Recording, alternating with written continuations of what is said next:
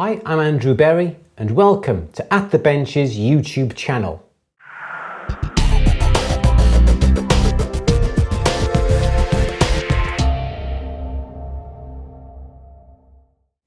Well, we're coming towards the end of our series on making a silver ring. We've just soldered the tubing, the bezel on top of that, and now we're going to set a nice faceted stone into that tube setting. So this is the culmination of about 4 or 5 films.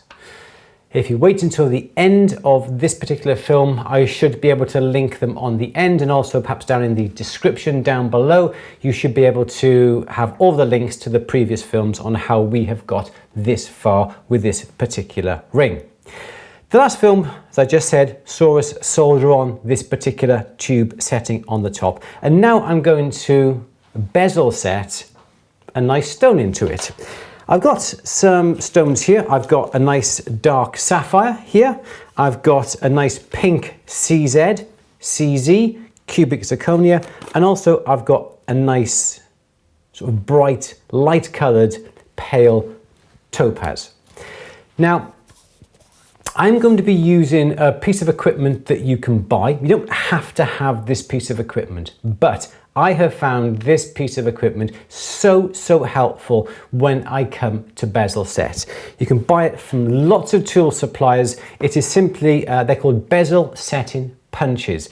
Comes in a lovely little box like this, and within the box you have this array of tools within it.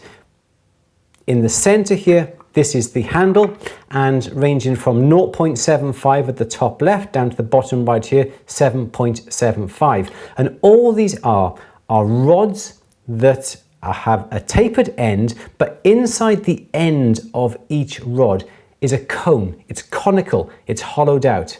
And the idea behind these is the fact that we will have a nice ring like this one that we've got here. The diameter is 5 millimeters. We can simply then grab a 5 millimeter or perhaps a 5.5 millimeter punch, 2 ways. Put it into the handle like that, tighten that up, stone goes into place, this goes on top, and because the walls on the bottom of this die here are conical, as you push down and perhaps roll this around, it will ease the edge of that bezel down onto the stone evenly. That is the main advantage of this set. Or you can put that upon your mandrel and tap the bezel, obviously the bezel setting tool without the handle on, and that will just gently ease the walls over evenly all the way around the ring. I do like these. These have saved me so much time over the years. Alternatively, if you don't have a set like this, you can always grab yourself something like this here. This is a simple burnisher, and we'll come to using that a little bit later once we have cut the seat. So if you can, and you do an awful lot of bezel setting, well then grab yourself a bezel setting punches. I think there's 18 punches in here. Can't remember where I got this from, but as you can see, it's a fully complete set going down from 0.75 millimeter right up to 7.5. But I'll come to that now in a moment. So first of all, we have to cut the seat into our tube. But even first of all, we have to cut the tube to the height that we want it. Now, we have 2 options here. We can set a stone into the tube high enough so the culet, that's the bottom pointy bit of the stone, is just not quite touching the ring, the inside of the ring that we've got here, which will make the tubing slightly higher. Or what we can do is drill through the inside of the tube here to remove the excess metal, which then will allow us to set the stone slightly lower. The advantage you've got if you take out the metal from the inside of the tube here is the fact that you can get behind the stone and you can clean it. If you don't have any way inside of that tube, so you don't drill through, but you simply set the stone in the tube with a closed back, and it's a nice see-through, clear stone, there's a chance that dirt will get trapped on the inside, and there's no way of that dirt coming out. So I would always preferably drill through, put a burr through it, enlarge that inside of the hole all the way through to the outside of the ring here, so you can get in there and clean the stone and make sure it's always nice and clean. Also, sets that stone slightly lower. So let's pop that into a ring clamp, as I've got here. I love this type of clamp. This is the clamp that you need to buy. This is the wedge type of clamp, okay? We can put the ring in nice and central, nice and low down, and push the clamp in from underneath. And that's brilliant because you can get a good hold of this all the way around. The one that I don't like is this.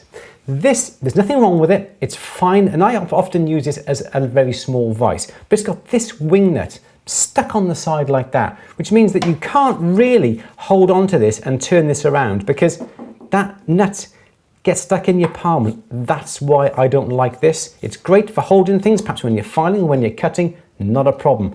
This gets in the way. So that is why I always prefer the wedge type like this, which enables my hand to go all the way around with no problems at all. Okay, so we need to think about what size stone.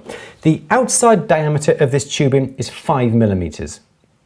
The inside diameter of this tubing is 3.5 millimeters.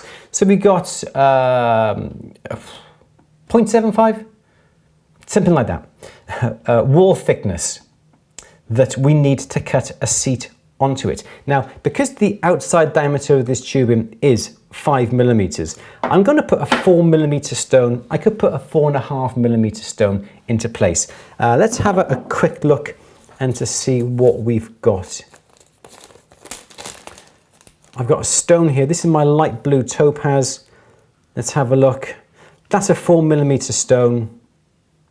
That's going to be fine. I'm going to put a nice blue topaz into the tube. So first of all, let's drill through this and make sure that we've got some space on the inside of this tubing that we can clean the stone out if need be. I can very simply, I don't even have to put a center punch on the inside. I can just drill through from the inside directly out. And then I can swap over to something like a bud burr or a ball burr. Bud burr is called a bud burr because the end of it is shaped just like a bud. And we can put that into place. Let's put my magnification on so I can see. And we can go through now from the inside directly outwards.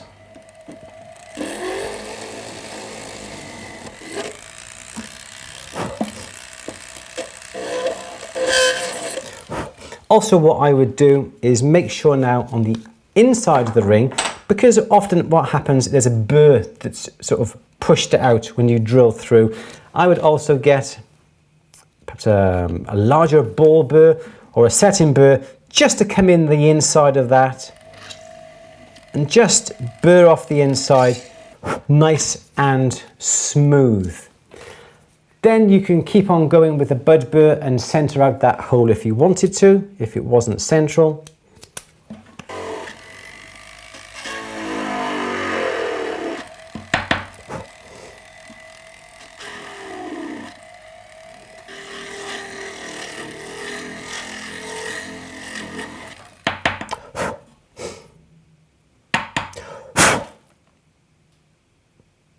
So let's make sure that is nice and conical on the inside. Now I can decide on the height of where I want my stone to be. I'm going to set this nice and low. I'm going to use my eye. Let me see roughly how deep this stone is. 2.5 millimeter. These are great. These are millimeter gauges. So really I have to go around about 2 millimeters up from the edge of the outside of this bezel. I'm going to simply use my eye for this and just cut all the way through. Bit of lubrication on that blade and just cut through this tubing.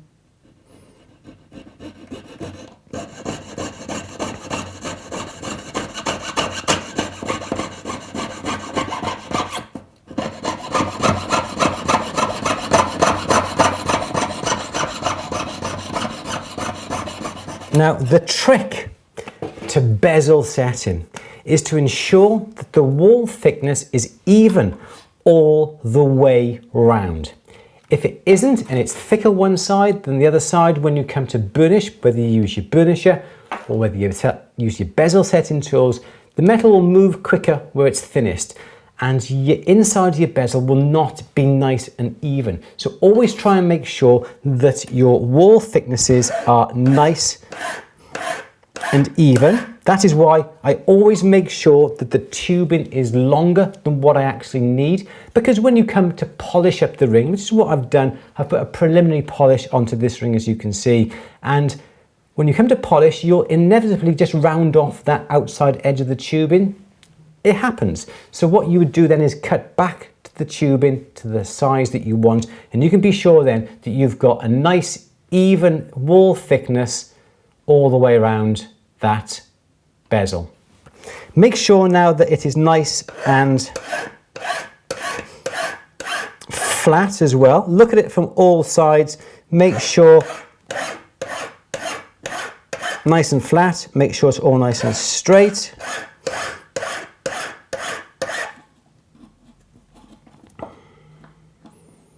That's looking good. And then we'll get a buff stick onto that top as well, just to finish off that edge.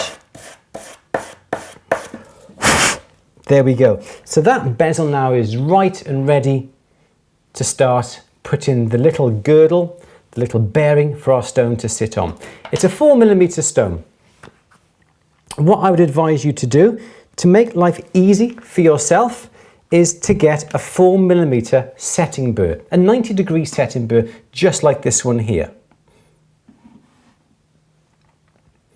And you can see if that fits into the gap that we've got. It does with a bit of movement. Let's try another one. Little bit of movement, so I'm happy with either one of those. If you don't have a burr the correct size as the stone, you're going to have to get a smaller burr and work your way around the inside of the bezel. But I don't like doing that, because I like to make my life really, really easy. Get the right size stones, the right size burrs, and the job is so much easier. Let me just use these burrs. I'm not sure how sharp these burrs are, so let's have a quick look. And how far do we go down? It's a good question. Usually the table of the stone is level with the bezel itself. The bigger the stone,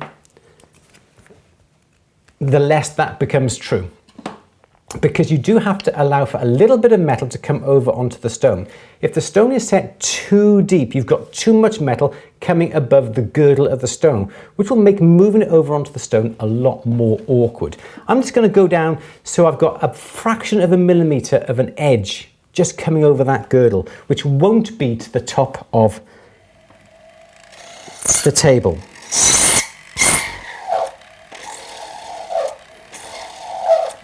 So that'll go down. I'm making sure now that that is nice and level.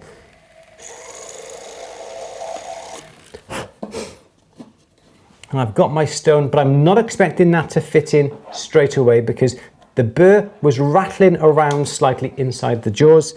Let's just have a quick look.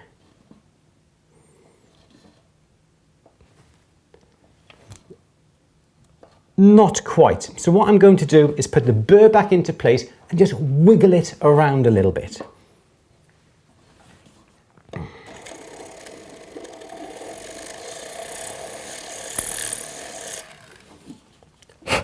Try the stone again. Also, by making sure there's a hole in the back of the setting, if you push the stone in and it gets trapped at a funny angle, and you haven't got that hole in the bottom, you're going to have a job trying to get that stone back out. So that's why I always like to put a hole in the bottom. Helps push the stone back out if you make a mistake and get it stuck.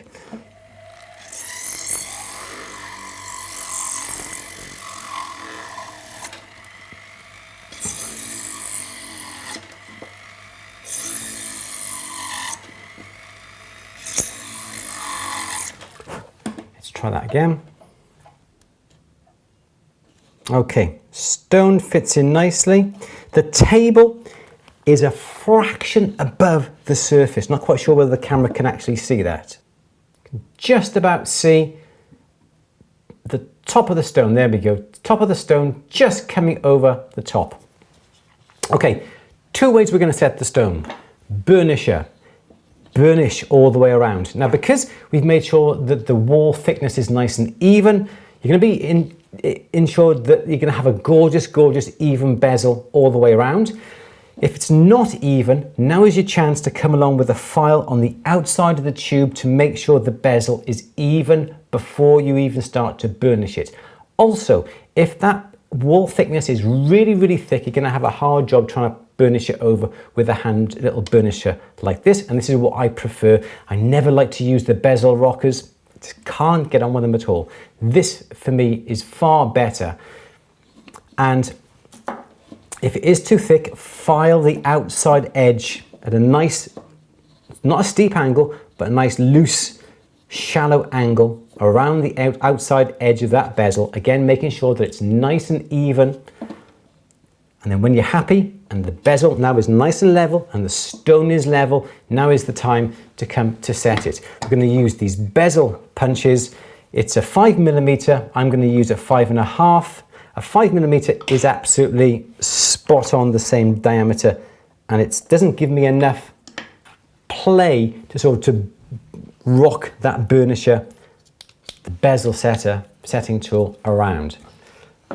Okay, so that is in place very nicely. If this was a diamond, a nice hard stone like a sapphire, well then I could always put this ring upon the mandrel and put that on top and tap it with my hammer. That isn't a problem. But because these stones are quite soft, I don't want to subject the stone to any shock, and especially if the metal is touching the stone and I keep repeatedly hitting it with the hammer on the setting tool, the chance the stone is going to break. So I'm going to use this and just roll around the outside. And what you must make sure is as you're rolling this around that the punch does not touch your metal on the outside, because that will obviously mark it. All right, then here we go. So put this on top. You can turn it with your hand. You can simply rotate it as we've got like this, or put it on the top and just roll this around. And as you're pushing down onto the bezel, you're burnishing it all the way around nice and evenly. And by doing that, you're getting a nice edge on the outside of the bezel, and it's even. This is the main thing about this setting tool. It's nice and even. If you want to hammer it, let me show you how I would hammer it. You would put it up onto your mandrel, okay? Just like that. You would then try and arrange this on your bench so it's nice and safe. You then would put the bezel tool on top. And because it's conical, the punch does not come in contact with the stone. And then I would grab a little hammer and simply tap. I would not be turning it, just simply tapping down. And again, because it's conical, it's pulling in the sides of our bezel evenly all the way around. I am going to just prefer to do it by hand.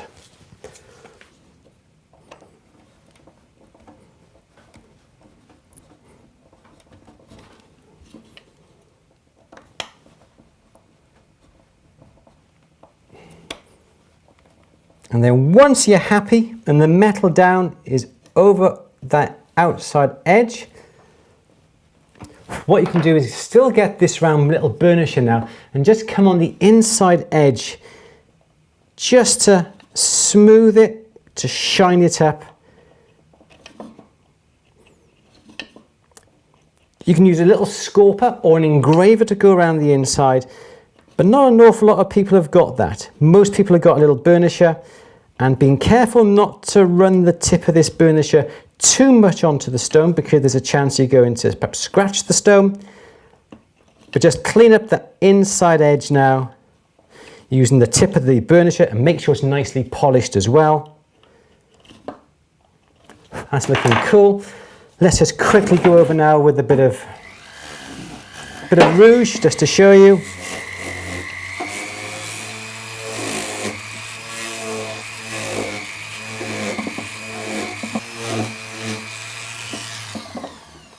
There we go. You can see how we've got that gorgeous, gorgeous polish on that setting. It's nice and even all the way around. And I'll put a bit of a close-up at the end of the film just so you can see. I'm just going to go over the rest of the ring to give that a bit of a polish now, a bit of a rouge. So you can see how quick and easy it is to bezel set. A lot of people have problems with bezel setting. My tip is get the right size burr to the right size stone. Then you'll have no problems. You have a problem as soon as you have to start burring out the inside of the bezel with a burr that's too small, and you'll go too far on one area than another, and the bezel wall won't quite be even. But if you can make sure your stone's the same size as the burrs, then you're going to be left with a very easy job, whether you use the burnisher, do that by hand, or whether you use your bezel setting punches. So I think the ring is all finished, all complete. We've made that up from start to finish, showing you exactly my way of producing this ring.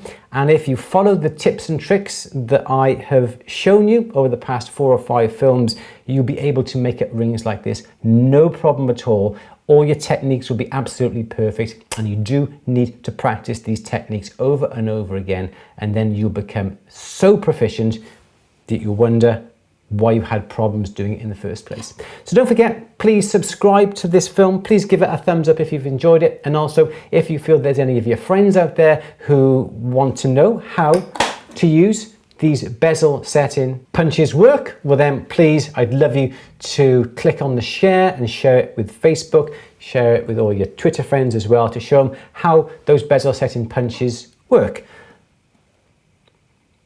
And don't forget, please leave a comment in the section down below as well. I'd love you to do so. I love reading every single one and reply to nearly every single one. So there we go. That is how to bezel set a stone into a tube or a bezel setting. My name is Andrew Berry for At The Bench's YouTube channel. Thank you for watching. I will see you next film. Take care. Bye-bye.